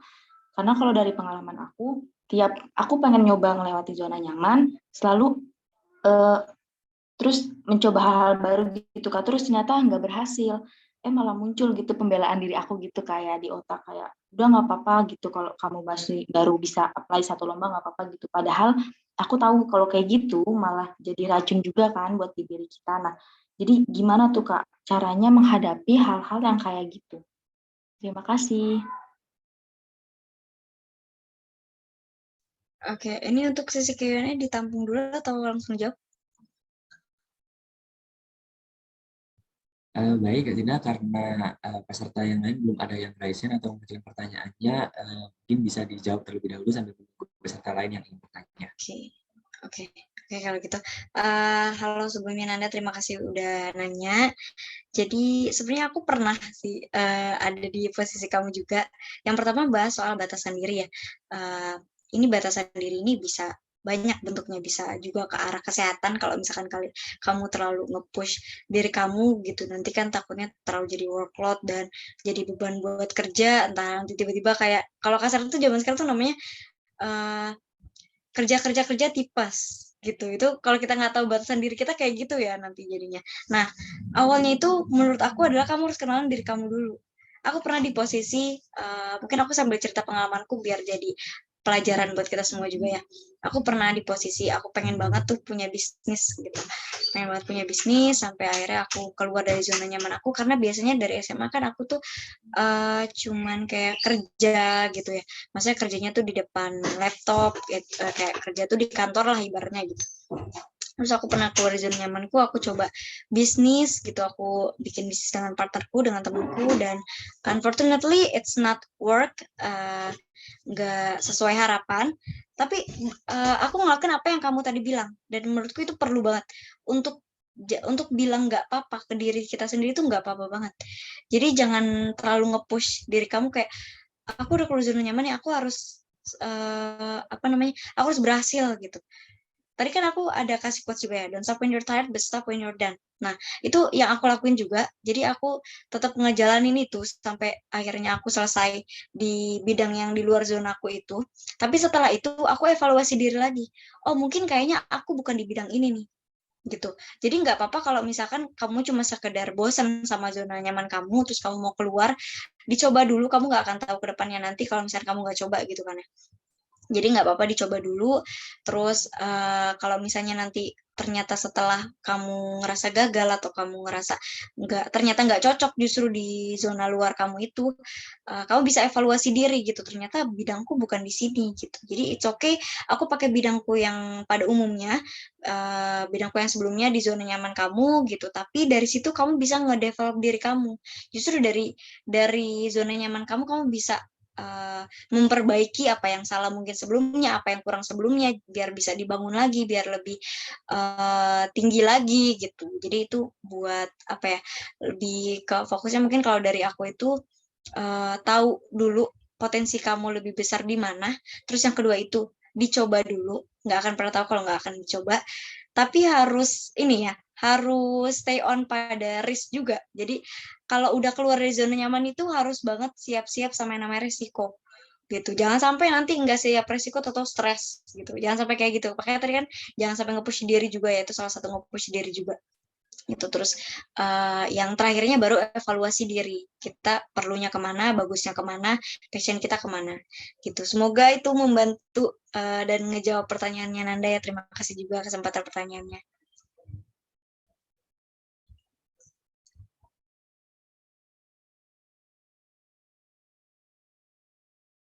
Oke, aku balikin ke moderator. Oke, baik. Keren banget nih pertanyaannya. Oh ya Kak Zita, ini ada pertanyaan lagi nih di kolom chat dari Salwa Sabita Fitriah. Aku bacain pertanyaannya ya Kak. Halo Kak Ocha, aku mau tanya nih, gimana cara Kakak mengatur waktu untuk kerja, kuliah, dan berorganisasi? Insya Allah aku mau kuliah sambil kerja nanti Kak, tapi aku masih bingung harus ikut organisasi juga atau enggak sama sekali. Bagaimana? Oke, thank you sudah bantu di bacain. Ini dari Salwa ya. Halo Salwa, thank you udah nanya juga. Pertanyaannya ini mungkin aku kasih tips dari apa yang aku lakuin aja ya. Pertama itu karena kan aku masih kuliah dan memang tujuan utama dan pekerjaan utamaku adalah kuliah ya. Apalagi aku ada tanggungan beasiswa yang nggak mungkin aku bisa seenaknya cuti gitu, karena kalau aku cuti itu beasiswanya akan angus gitu. Jadi tanggungan utamaku yaitu masih tetap kuliah. Maka dari itu aku ngaturnya, kalau aku kan kuliahnya reguler. Jadi karena ini masih online, aku tuh kerja pas kuliah itu dari 2020 itu karena online, jadi aku ambil opportunity aku buat make my money gitu. Jadi aku kerja sambil kuliah itu jujur aja nih ya, caranya itu aku kerja nih di depan laptop karena aku kerja di kantor gitu, di depan laptop. Samping aku itu handphoneku itu biasanya buat dengerin dosen ngajar. Terus kalau yang sekarang ini aku biasanya bagi 2 tab. Jadi tab kanan itu buat kuliah, terus tab kirinya kerjaan aku. Jadi aku sambil ngerjain. Dan kebetulan I can say that I am a multitasking person. Jadi kalau buat aku, kalau kalian mau nentuin kalian mau kerja sambil kuliah, karena itu kan double job gitu ya, kalian harus tahu diri kalian dulu. Jangan sampai nge-push tadi, bener kata Nanda tuh. Jangan sampai nge-push, takutnya nanti kalau kalian kayak ngerasa aku nggak bisa multitasking, aku nggak bisa push diri aku ke sana, itu jangan sampai dibebankan jadi harus bisa, atau kalian bisa ngelatih dulu gitu. Jadi kalau aku caranya kayak gitu, jadi kuliah sambil kerja, terus nanti pulang kerja, karena kan aku kerja itu 9 to 5, 9 sampai jam 5 sore. Setelah jam 5 sore biasanya itu aku eval, kayak misalnya ada record Google Meet dari dosen, itu biasanya beberapa kali aku suka liatin kalau memang aku di tempat kerjaan aku nggak gitu terlalu fokus. Jadi aku pas pulang kerja itu aku nonton lagi, terus aku eval materinya gitu. Terus misalkan juga kayak pas pulang kerja itu aku pakai waktunya buat ngerjain tugas gitu. Jadi Untuk weekdays itu aku benar-benar buat self development aku dulu sih, kayak untuk kerja, kuliah, organisasi gitu. Terus juga kadang pulang kerja itu ada meeting gitu, ada meeting dari organisasi, jadi aku pakai time management matrix tadi.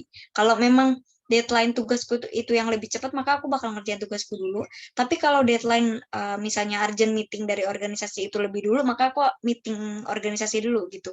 Jadi organisasi sama kuliah ini nggak bisa yang kayak mana yang nomor satu, mana yang nomor dua gitu. Sebenarnya kalau nomor satu pasti kuliah, tapi kalau kita nentuin time managementnya ya seperti itu. Aku pakai time management matrix tadi. Dan for your information guys, time management matrix ini aku tahu pertama kali dari Maudy Ayunda. Jadi cara dia nge-manage time management dia tuh kayak gitu. Makanya pas aku pakai, wah mungkin ini kali yang orang pinter pakai, ini berguna banget gitu buat aku. Gitu. Terus pertanyaan keduanya tadi ini ya, bingung mau ikut organisasi atau enggak. Aku nggak tahu kalau kamu waktu SMA SMP itu ada organisasi atau enggak, tapi kalau udah pernah ikut, nggak ada salahnya banget buat ikut lagi. Kalau misalkan kamu belum pernah, aku bisa bilang you have to join organization. Itu penting banget karena itu kalian nggak selalu organisasi hima aja ya, hima, BEM ataupun senat di kampus nanti, tapi bisa ada yang namanya komunitas atau kayak ikut di Drills Group gini, komunitas di luar kampus itu bisa. Yang penting bentuknya organisasi. Karena apa? Ketika to be honest, saat aku jadi human resource, saat aku juga di interview di tempat kerja, itu yang ditanya adalah pengalaman kerjanya, pengalaman kerja, pengalaman organisasi. Kalau kalian belum pernah punya pengalaman kerja, yang ditanya ya pengalaman organisasi, kamu pernah organisasi apa. Kalau misalkan nanti kamu nggak punya organisasi, nggak pernah punya pengalaman organisasi, terus kamu interview dan ditanya kamu punya pengalaman apa, terus kamu bilang ya saya baru lulus, saya nggak punya, itu bisa dibilang jadi minus point banget gitu buat kita. Makanya organisasi itu penting. Balik lagi ke tadi, buat self development kamu, buat belajar, banyak juga jadi bikin relasi baru kan dari teman-teman organisasi, dari bahkan pembina organisasi juga gitu. Terus juga itu bisa jadi juga buat jenjang karir kamu ke depannya gitu. Semoga itu membantu menjawab soal dari Salwa ya. That's all from me. Thank you.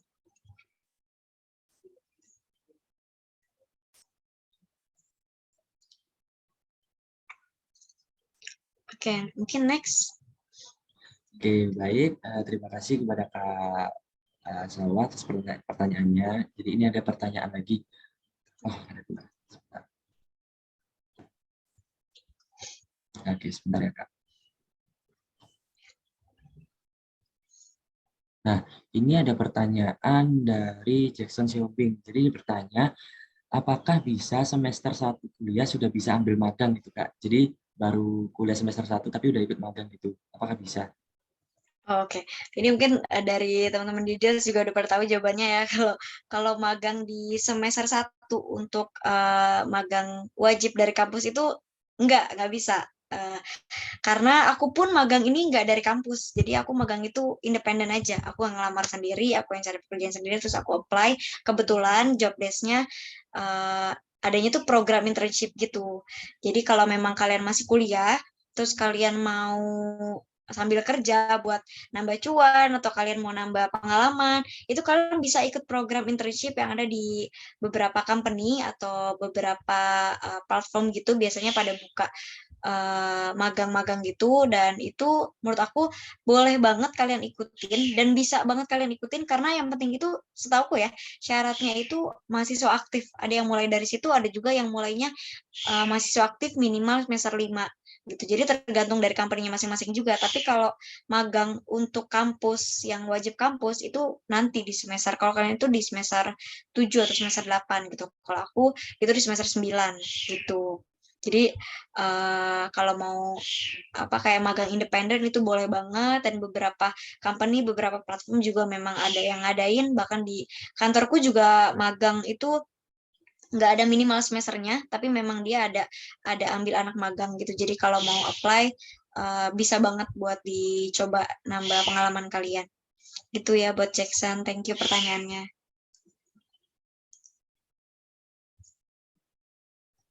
Oke, baik Kak Sinta. Terima kasih atas pertanyaannya. Jadi aku izin menambahkan ya, untuk semester 1 apa bisa magang, ini aku juga lagi semester 1, baru maba, tapi udah ikut magang di Drills Group. Jadi kalau mau magang di semester 1, Langsung kontak aja Kak Firdaus Fadilah untuk info lebih lanjut.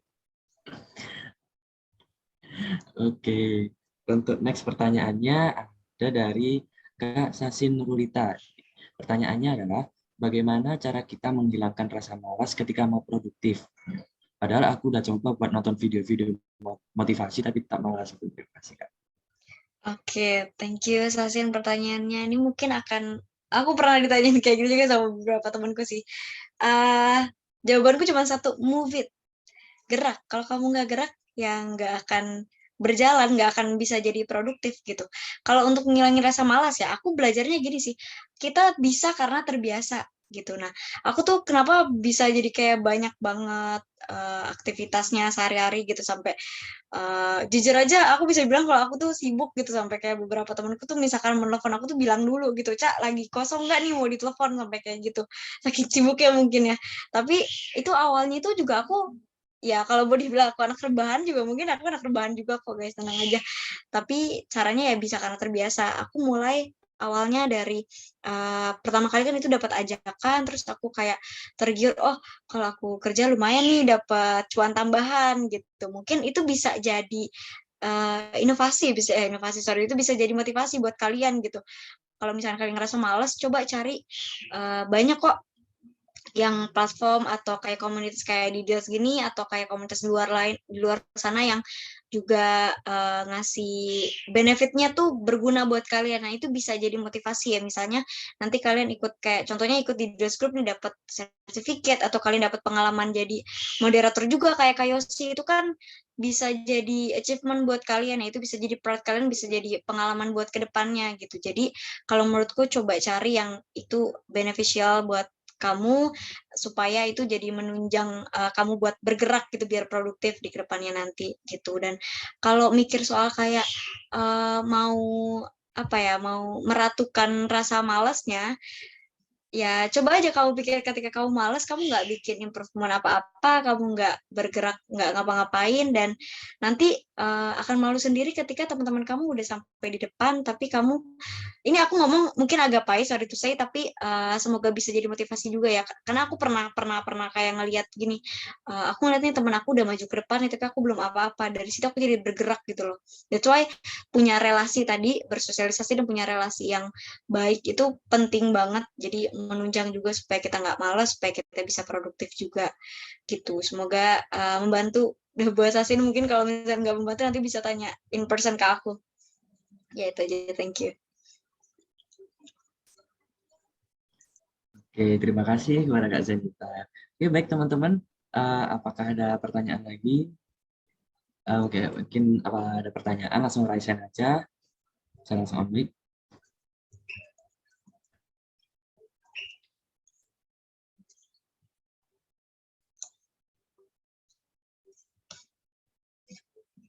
Terus sambil nunggu pertanyaan, aku sekalian mau chat-chat dikit kali ya. Ini biar lebih tahu soal details nih. Jadi di details itu bisa semester 1 ya, mulai dari semester 1 bisa.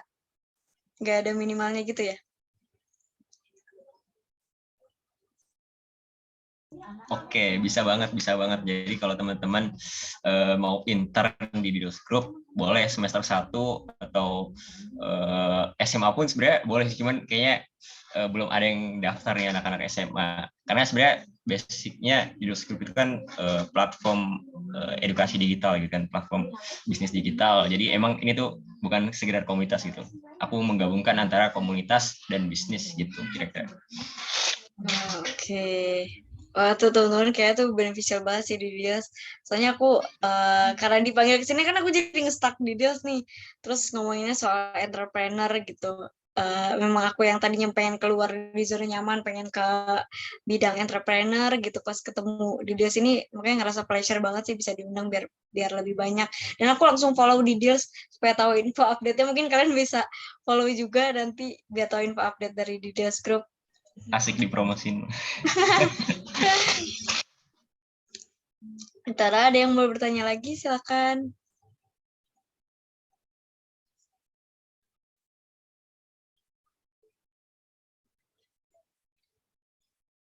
Ya, mungkin sambil nunggu aku mau kasih tambahan sedikit sih. Tadi kan aku ada info soal LinkedIn aku ya. Jadi aku baru sadar kalau di kuliahan itu ternyata LinkedIn itu se-powerful itu loh teman-teman. Itu aku jujur aja aku baru nge-build LinkedIn aku tuh pas kuliah. Padahal kayak tadi aku diceritakan aku di SMA tuh punya pengalaman, tapi aku nggak pernah isi LinkedIn sama sekali. Baru pas kuliah aku baru isi gitu. Dan setelah aku tahu kalau LinkedIn itu powerfulnya wah tinggi banget gitu, kalian bisa dapat opportunity buat kerja di situ, atau kayak kalian bakal dilihat sama HRD atau kayak petinggi-petinggi perusahaan itu semua lewat LinkedIn. Jadi mungkin buat teman-teman nih yang masih SMA di sini, aku saranin banget buat coba build LinkedIn kalian dari sekarang. Even itu masih kosong nggak apa-apa banget, tapi kalian bisa coba masukin, misalnya kalian pernah ikut OSIS atau kalian pernah ikut volunteer apa, atau apapun yang kalian lakukan tuh kalian bisa coba masukin di LinkedIn, terus juga bikin CV juga dari LinkedIn juga. Itu berpengaruh besar banget sih buat aku, karena beberapa kali itu karena aku lumayan aktif di LinkedIn, terus aku isi-isi experience-ku segala macam, itu aku dapat beberapa tawaran juga dari beberapa koneksi tuh, kayak dari perusahaan luar, misalnya dia kayak dari HRD gitu, atau kayak dia tim marketing gitu, terus dia ngajakin partnership sama aku. Itu semuanya bahkan lebih banyak lewat LinkedIn daripada lewat email gitu. Jadi menurutku itu penting banget buat teman-teman. Saranku LinkedIn coba di-build dari sekarang gitu. Oh iya, tadi ada yang ngomong malas-malas juga, aku juga mau share nih tadi kan. Udah nonton video motivasi, cuman masih males gitu. Nah, aku sebenarnya juga apa ya? Dulu aku males sih enggak ya, cuman kayak ngerasa di atas angin gitu. Di kampus aku kan center of excellence gitu di kelas gitu. Aku finance paling jago, terus belagu. Investment aku paling jago. Aku statistik paling jago gitu. Tapi ketika aku coba ngelihat keluar kampus-kampus lain gitu kan, aku ada suatu momen ketika coba lihat file budgeting lu dong, gue mau belajar budgeting gitu. Dan ternyata budgeting gue udah buat pengaplikasian bisnis dari kampus gitu. Di situ aku udah mulai ngerasa insecure gitu.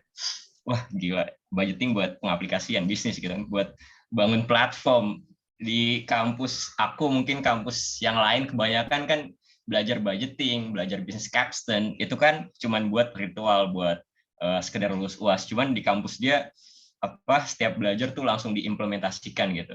Jadi aku dari situ coba explore, belajar lagi, kira-kira apa yang aku perluin, terus kemudian aku bangun di Leaders Group juga berdasarkan insecure juga sebenarnya, iri gitu kan bangun di Leaders Group. Jadi menurut aku kuncinya teman-teman harus nemu orang yang di insecurein dulu sih gitu. Cuman kalau teman-teman nggak nemu orang yang kira-kira keren gitu, teman-teman ya nggak bakal insecure, teman-teman bakal ngerasa di atas angin kayak aku tadi gitu. Iya benar-benar ya. Ya aku pernah belajar dari situ juga. Jadi kita tuh bukan berarti kita harus iri dengki sama orang ya, itu salah banget, jangan kayak gitu. Tapi lebih ke kalian tuh berteman, terus kayak maksudnya bukan pilih-pilih teman juga, tapi kayak ngelihat teman kalian yang tinggi itu jangan dijadikan kayak, kalau zaman sekarang mungkin beberapa yang muslim akan tahu namanya penyakit ain gitu. Jangan sampai dijadiin penyakit ain, tuh astagfirullah, nggak boleh. Tapi itu dijadiin motivasi buat kalian maju gitu. Jadi bener banget tuh, insecure boleh banget, kayak aduh ngerasa nih kayak tadi nih aku insecure sama temanku nih, dia umur 20 bisa punya 1 M, aku sekarang udah 21 guys, tapi aku belum punya sebanyak itu gitu. Nah itu jangan dijadiin kayak iri dengki gitu sama dia, tuh kayak jadi mungkin dia pakai pelet nih atau pakai apa, jangan kayak gitu, tapi justru belajar sama dia gitu. Lihat usahanya seperti apa gitu, lihat juga perjuangannya kayak gimana. Nah dari situ mungkin bisa tergerak kali ya, atau kalian juga bisa jadi mikir kayak kalau kita tuh belum apa-apa gitu loh. Setinggi apapun, sebanyak apapun experience kalian, selalu tanamkan di diri kalian kalau kalian itu belum apa-apa. Sampai sekarang pun aku kayak gitu. Even aku punya experience banyak, tapi aku tetap yang kayak masih kurang gitu, masih banyak kok teman-temanku yang jauh lebih jago dari aku, jauh lebih hebat dari aku gitu. Kayak contohnya dari Kak Fadil nih, jauh lebih hebat, dia udah bisa punya platform sendiri gitu. Nah dari situ kan aku bisa motivasi nih, bisa lebih naikin lagi, ngebuat lagi ambisi aku supaya bisa lebih tinggi lagi gitu. Jadi bener banget, jangan selalu ngerasa jadi awan, di atas langit masih ada Hotman Paris guys, tenang. Oke, mungkin lanjut. Ada pertanyaan, guys?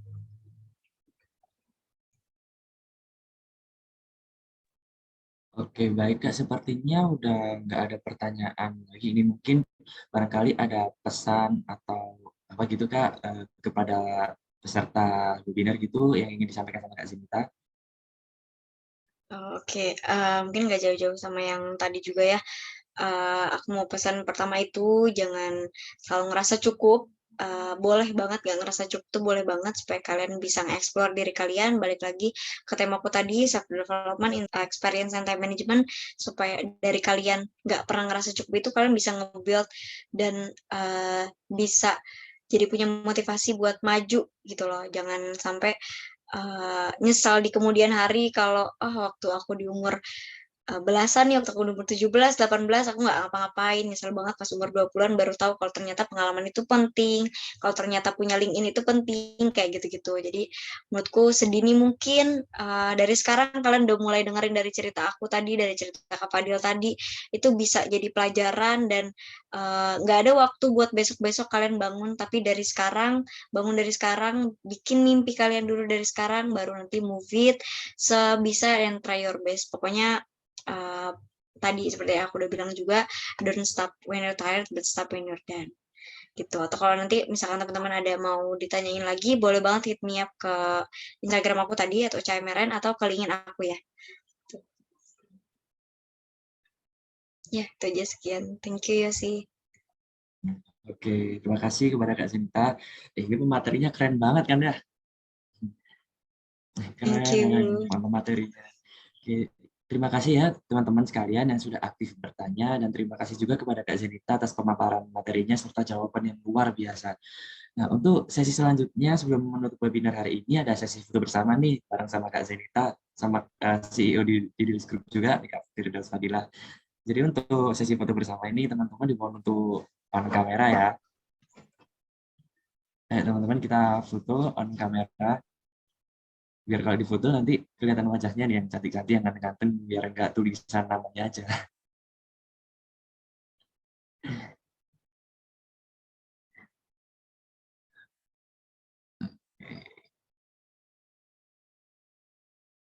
Oke, yang lain ini udah beberapa udah on cam nih, luar biasa. Yang lainnya bisa on cam ya.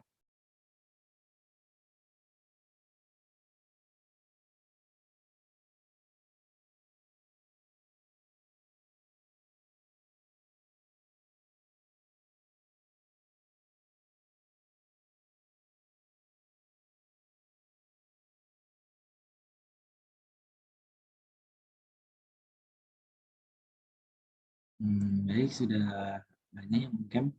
Kak Nandia Nisrina,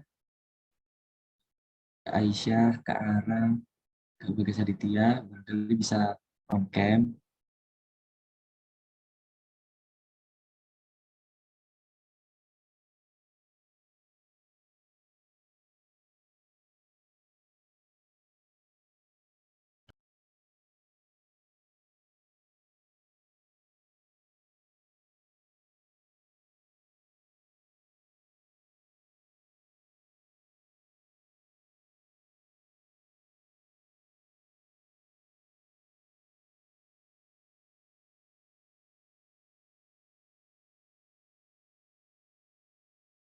Nah, yang lain mungkin masih siap-siap untuk on cam, ditunggu ya. Secepatnya langsung on cam.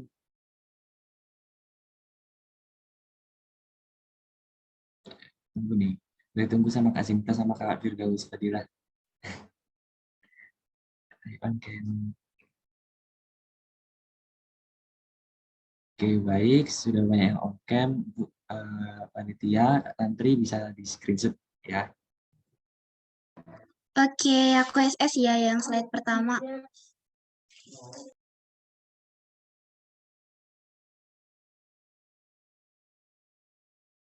Oke, sekali lagi ya.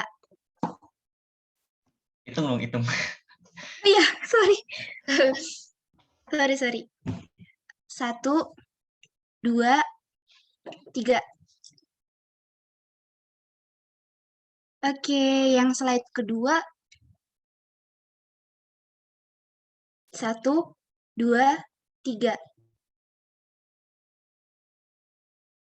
Sekali lagi, 1, 2, 3.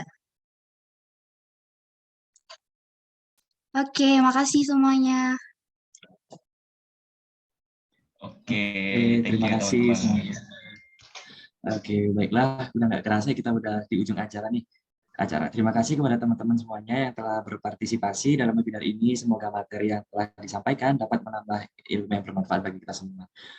Oh ya, sebelum aku tutup nih, aku mau tanya ke teman-teman semua. Untuk next project dari Details Group nih, teman-teman ingin webinar membahas tentang apa nih?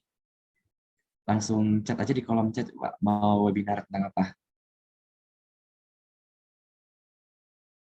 Mungkin ada yang mau webinar tentang entrepreneurship, atau webinar tentang kehidupan perkuliahan, atau dan lain-lain. Bisa request nih.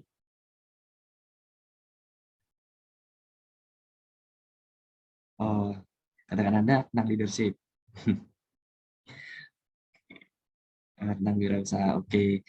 Okay, next.